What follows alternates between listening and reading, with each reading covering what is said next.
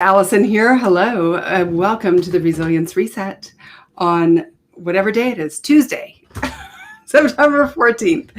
And today's topic, sorry, as I get my sticky note put over the thing, today's topic is going to be what happens when you change and they don't change. And I want to give a shout out to Atlas, who is a watcher over on our YouTube channel, or my YouTube channel. And he was commenting, we were going back and forth on one of the videos, and he's really passionate about helping people in the fitness industry. From what I understand, he's a coach and a trainer. And he's really trying to get people to wake up. And if you're not healthy, this kind of thing. And then he wrote this. He said, I've tried to be more empathetic since I've watched this video, but I think some people are already jaded by my past interactions with me. Me taking this more gentile approach is enough to raise suspicions. It really is a departure from my matter-of-fact, brutally honest nature. So great comment, and super excited. We're going to use that as our springboard for today's conversation. As always, let me know you're here in the chat box. I can bring your comments up on the screen. And if you have anything to add to the conversations, ideas, tactics, tips, things I may be missing, please let me know. And, you're welcome to be a part of this, and we can all grow together. And one of the things with a personal development journey is that we're going to want to change. I mean, that's the whole point. That's why we do these things. That's why we, for me anyway, to read books and to create content. And, I always say that I'm talking as much to me as I'm talking with who's watching, right? When I'm doing these lives. And, the human experience is not a linear, raise to the top. It's more like a sort of this kind of thing, right? All around. And that's okay. That's all right. That's what makes it interesting. Keeps our lives from being boring. And when we want to change, then the people around us may or may not be on the same journey. And that becomes a bit of a problem. Greg, hello. Happy Tuesday. Thank you. Tuned in while chasing deadlines at my desk. Awesome. Me and a good deadline, it's my favorite. So I remember in my book on how to be resilient when life sucks, and I couldn't find the chapter. I was trying to do that right before I came on air, but I don't even know where I put the book. There was a whole point in there around the soundtrack in a relationship. So I will turn that off. Sorry. So when we're in a relationship with someone, and this could be any kind of relationship. Hi, Sarah. Awesome to have you here. Thank you for being here. It could be somebody we work with, somebody who we like, a client relationship. It could be a relationship with your partner. It could be with your parent or your child, your spouse. It doesn't matter. Whoever you're in a relationship with, every one of them, there's this initial, we come together and everybody, you kind of figure each other out, and it's all new and it's exciting, and you test each other's boundaries and you come together, and then all of a sudden there comes a point where you get into your soundtrack. And the soundtrack in a relationship is basically, these are the kind of things we talk about. This is the kind of pattern we'll repeat. And these are the ways we support each other. And these are the ways maybe we fight and all of that. And so each dynamic with two people will have a soundtrack. And in the case of Atlas, who created this, the topic idea for today on his comment, he has a relationship soundtrack with many of his clients, his coaching clients. And so changing that soundtrack, just as you would imagine if you had an old school record, which is what I imagined when I came up with that thinking, is you put it on the record player and it goes round and round and round and round and round. And the only way you can change what's playing is to pick up the record, take it away, or flip the record or scratch the record. It's really hard it's not hard to scratch a record, but it's hard to get you out of that rut, so to speak. And here's a great comment by Dan. Dan saying, changing someone else without their consent or cooperation probably won't happen.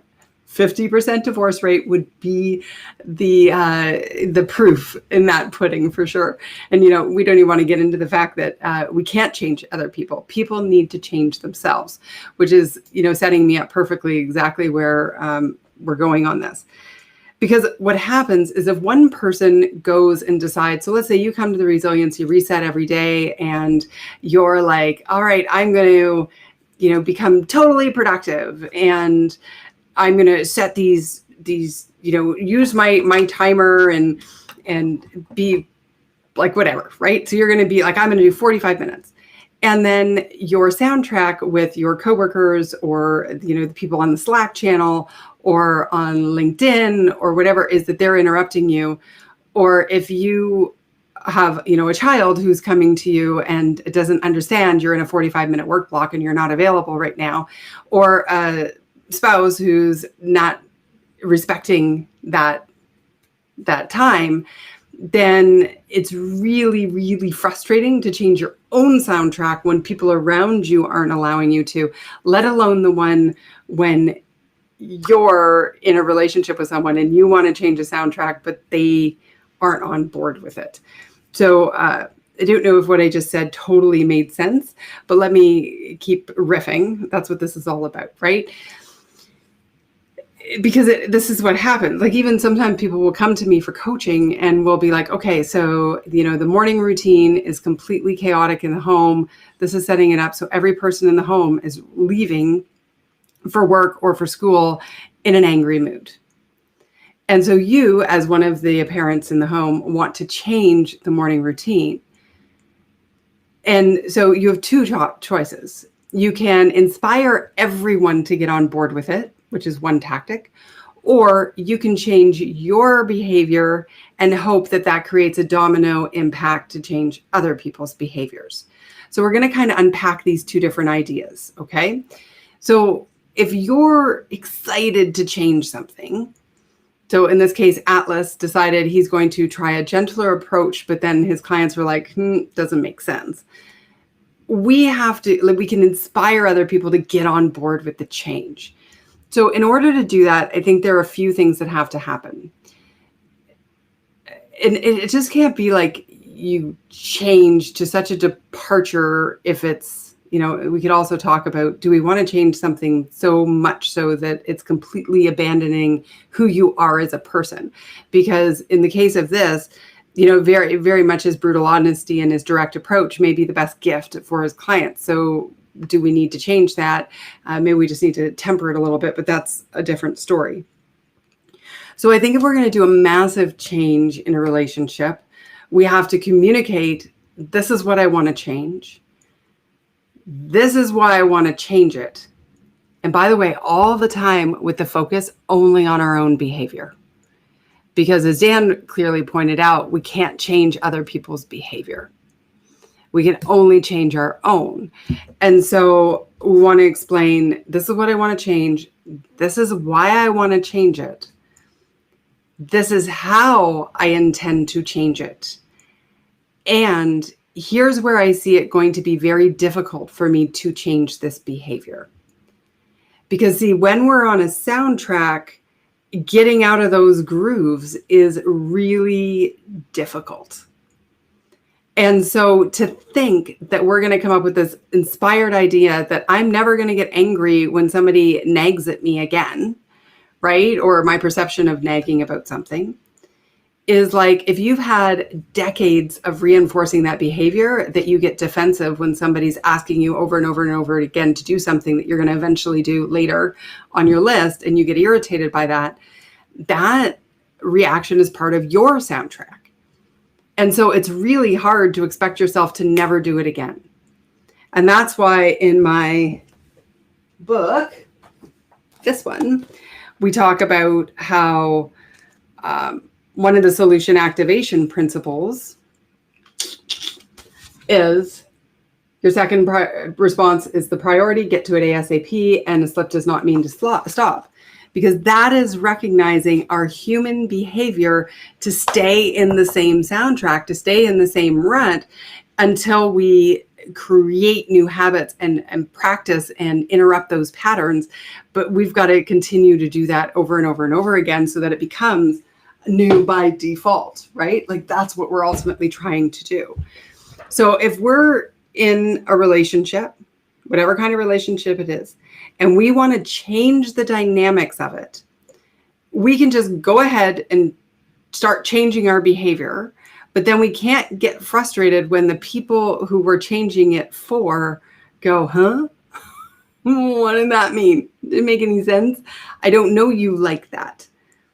So it's harder to go it alone, because if they're not on board with you changing something, which often they aren't, because people like to be comforted, like people like to just stay where things are, status quo. If it ain't broke, don't fix it. Or if it is broken and it's not really killing me, then, maybe it's okay to just stick with the way it is. Happens. But you see what I'm saying? Is like if you change and it's such a shock to their system, and you haven't communicated that you're making an effort to change, the resistance from this person is going to be like, what's wrong with you? As opposed to encouragement and finding a way to support you in the thing. So we have to figure out, how do we communicate and bring this person into the fold of not allowing us, that's the wrong word, empowering us to try to change, because change doesn't happen like this. It happens over time, and supporting us in our change. Whether or not they're on board with changing the change doesn't matter, but we want them to understand. And so those things were talk to the person, explain why, explain how, and set those expectations about where you imagine things are going to go wrong. And I love when you've done that self-awareness and you've got that, this is the whole problem-solving framework at its finest. If you really want to change something in a relationship, put the problem-solving framework over it, right? Oh, good, Sarah, I'm glad it made sense. Because, I'm just riffing and imagining some of the situations with me, and like even friendships over the years where it's like, a friendship can start to become like, oh, we're always going to talk about this, and we're not doing anything new. And we're always going to, I have certain friends that I'll go to a movie with, and I have certain friends I'll go to a restaurant with, and certain friends I'll go to a concert with. And it's like, why, but like, it's so funny, human nature, how we just get into those patterns. And do those really need to be the patterns? Do we ever challenge the status quo? I don't know. Right? Like, I think that's the thing. So we bring them into the fold. That's an option of one. But let's say we're just going to turn over a new leaf, and we're going to show up differently. And it's not appropriate to have a conversation with every person who we work with to say, I'm going to be a kinder, gentler version of myself, and I would like you to just support me in that. So we're not going to tell them that. We're just going to change our behavior and hope that by us changing our behavior, that will ultimately create a domino impact on their response. Okay, so this is like fully all on you. We're going to make it happen. The thing is that if you change your part of the soundtrack and they're on the same soundtrack and they don't know that you're changing the record, you can't expect them to change their response immediately, because they don't even know that a record is changed. And fair enough, even if they know the record is changing, they may not have the skill set or the drive or the desire to change how they respond, because that's their personal journey. And we can only control how we show up. We can't control how they show up. And so if you're going this way, one thing you are going to need to have is stick-to-itiveness. I think that's a word. Stick-to-itiveness. It's not going to work on the first time. It's not, it might, but it might be met with a, that's kind of weird. But the expectation is going to be like, oh, we're going back to the regular record tomorrow. And then the next day you show up, but your first reaction is to respond the way you used to respond, or maybe it was like being that brutally honest coach, like Atlas was saying. And so your first response is that, and then you're like, oh, no, wait, I'm trying to change that. So we're going to get to our second response. And then you say something supportive. Over the course of time, the soundtrack can naturally change. But if you're going it and the other person isn't on board, you've got to stay true to the goal. You've got to be clear about what is the one change I'm making, not making them all. I'm going to become the nicest, trainer ever out there. It's what is the one thing I'm going to change, and in what's one circumstance. And every time you miss the mark, being like, okay, no problem, because the second response is important. I missed it. What was the trigger? How did I go wrong? I'm not even going to use the word wrong. How did I slip back into my old soundtrack? What can I do next time? And like get really compassionately curious about how you're showing up in that situation. And we're just going to focus on one. And over time, if you continually step into that, continually push yourself to implement that idea or that change in your soundtrack, eventually the record will naturally change. Okay, we'll go to the next song.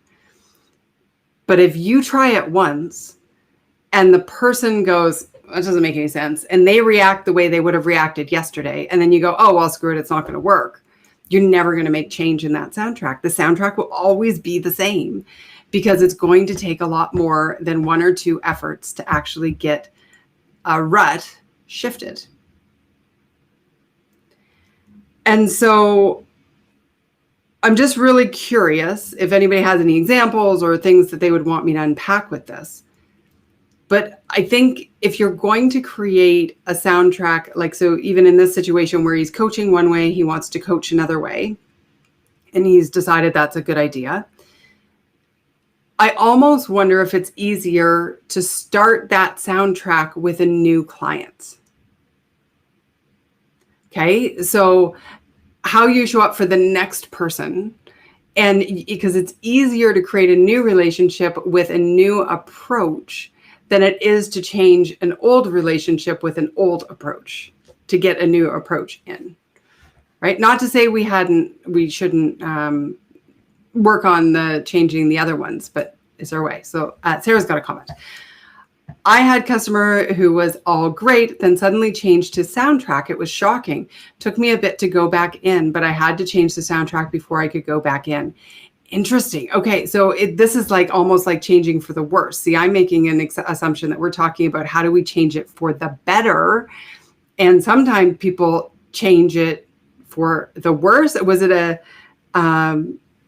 word? I said, tell us more, Sarah. This is a good story. So you had a customer, all was great. He changed his soundtrack. See, it can be shocking to the other person right on the other end. And that's why the first idea is you've got to bring them in on it. So, I'm not happy with the way I'm showing up in the world. I'd like to be less responsive, less angry. And, therefore I'm going to try this.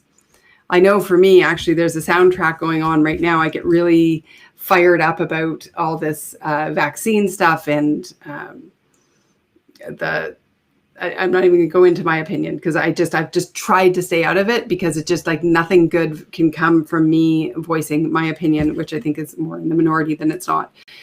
And I'm double vaxxed, by the way. So I get really angry about it. I'm like, I do. And I notice it's a soundtrack. So like, I'm doing this for myself. It's like with every person I, end up having this conversation with, I've got to start, like I'm really playing this out. Like, what's my trigger? Why do I feel so helpless and hopeless about this? Why am I so angry about it? And, anger is often a mask for hurt, right? And for feeling like something is completely out of your control and you just don't know what to do. And then for me, that manifests as anger, right? So hurt or a feeling out of control. And then I get really angry about it. And I'm really working on changing that and interrupting it faster, right? Like, so it's something I got to deal with.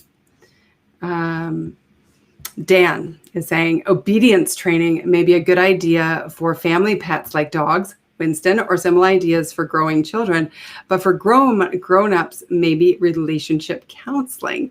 Yeah, you know what? And that's the thing. If you have two people who are willing to change a soundtrack and go to counseling, like, amazing.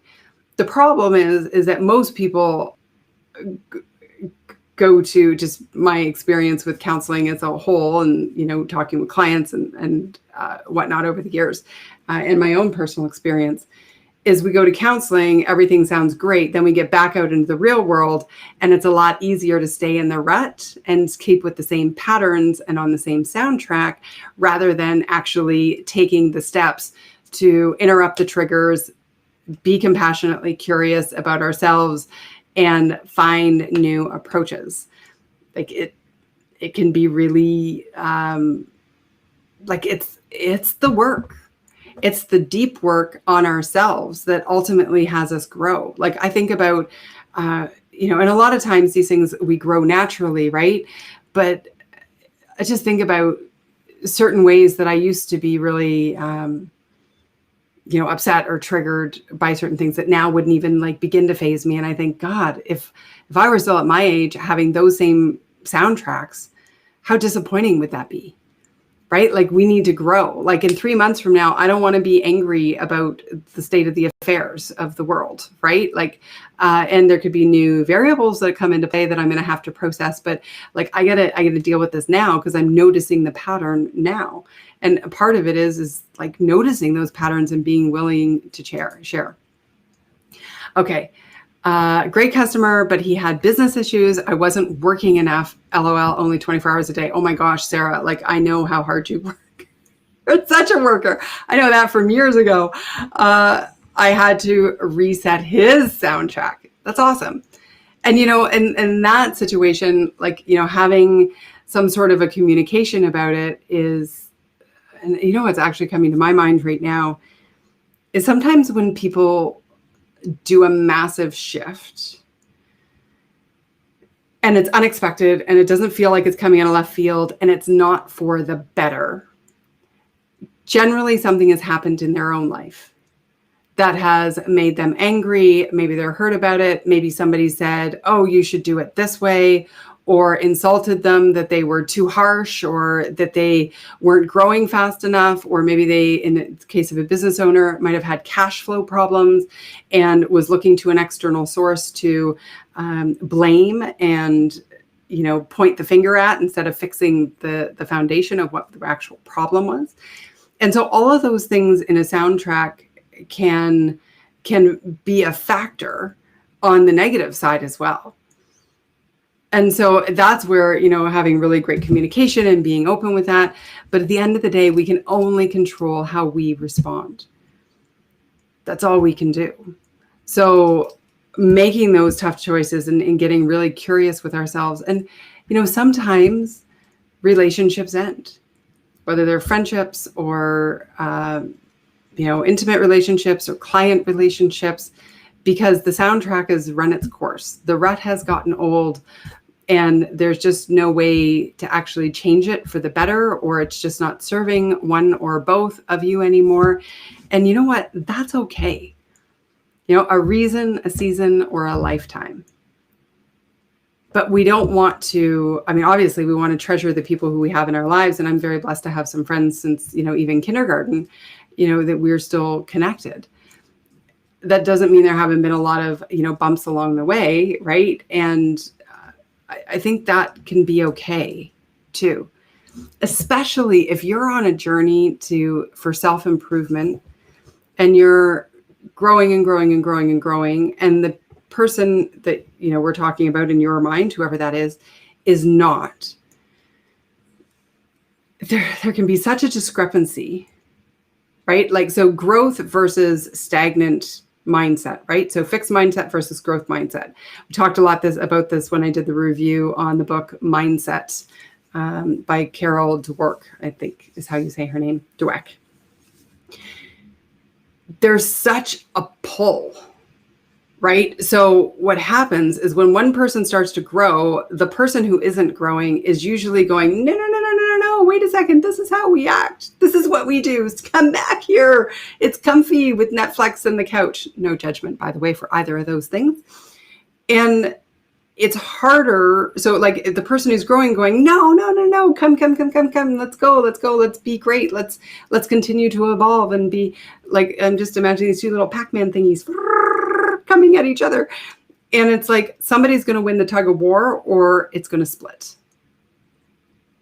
So if the discrepancy becomes so much and the two of you can't live or interact, again, client relationship, intimate partnership, family member, doesn't matter. If one's growing and the other is staying stagnant, and this gap is going to continue to go, right?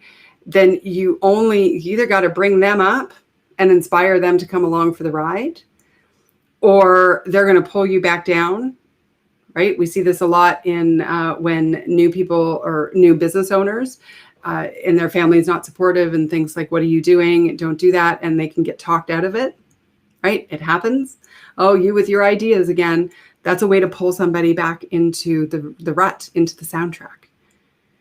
Or it takes a lot of self-awareness, personal development, emotional and mental discipline to be able to coexist as somebody growing and have this person support and go like, you know what? All the power to you. Off you go. Go be, do whatever. I'm here for you. I'm supporting you. I'm holding you up on your journey. Don't want anything to do with it, but I'm going to stay here and support you on that. Like that's a really rare find in times. Sarah, love it. Reason, season, or a lifetime. Don't age yourself by saying Pac-Man. Pac-Man. That's all right. My age is very open and honest about my age, I'll tell you. So that's my thinking on this idea. You're going to if you're going to grow, and by the way, I hope you will, then the people in your life may or may not be on board for the ride, but give them a chance to come on board for the ride. And, by communicating those things that we talked about earlier. And if not, then, you have to have the stick-to-itiveness to keep making the change until their response falls, I don't want to say falls in line because we're not trying to get people, like it's not obedience training, as Dan was saying earlier. It's their response catches up with your response, right? Because after a while, so if you're really negative and then you try to be positive, I had one more idea I wanted to share. I'll tell you that in a sec. But if you're really negative and you decide all of a sudden you're going to become more optimistic and positive in your communications, like the frustration with the other person is going to be like, what? But then after a while, they're going to and I'm talking possibly after months or, weeks of interactions where you're consistently showing up being positive and they're still reacting, thinking you're going to be negative, right? Like pulling you back down to where you were, then it's going to take a long time for their brain to just kind of go, oh, I see. I think he or she is positive now, or is a little bit more optimistic than he or she used to be. There was one other idea I had though. Oh, it was good. What was it? Don't know. Don't remember. It was a fleeting moment. But I didn't write it down. The expectations, talk to the person, explain why, how, getting them on the journey.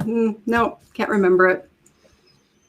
Their response. Oh, yeah. Well, no, this is something else. But their response is going to trigger your former response again, right? So if there's a big fight in the morning routine because everybody's laid out the door and you're like, okay, I'm going to be in the car and, I'll just be waiting for you. Get out here when you can. And then they take another 10 minutes. You're going to be like, and then the fight starts, right? So instead, you have to be prepared for continually reinforcing the new behavior in an effort to change the soundtrack. That's my thinking. All right. I think it's time.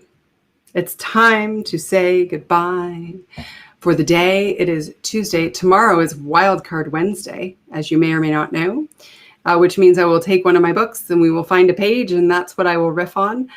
So we leave it up to, the page flipping fairies to decide what our topic is tomorrow. It's generally something that somebody needs to hear about. So that works out well. And then don't forget, every Tuesday, I send out the weekly Lift Up, which is just a really quick written story or a little bit of inspiration or a challenge for the week. And it also helps you keep up to date with what I'm doing, whether I have a new interview coming out or story or something. So if you would like to be on that, let me know. You can go to alisongraham.co/lift-up to get yourself on that list with your email. And other than that, may I dare say, I hope that today you stress less, do more, and be happier. And thank you. Thank you, Sarah. I love this. This lights me up every day. It makes me super happy. And then, other times in the day, I'm speaking for clients, and that lights me up just as much. And then I got to do all the other work that comes with running a business. But it doesn't quite light me up as much as this does. So anyway, have fun on those soundtracks, and I will see you tomorrow at 3:15 p.m. Eastern Standard Time. No, daylight time. It doesn't matter. Eastern time. Okay, bye.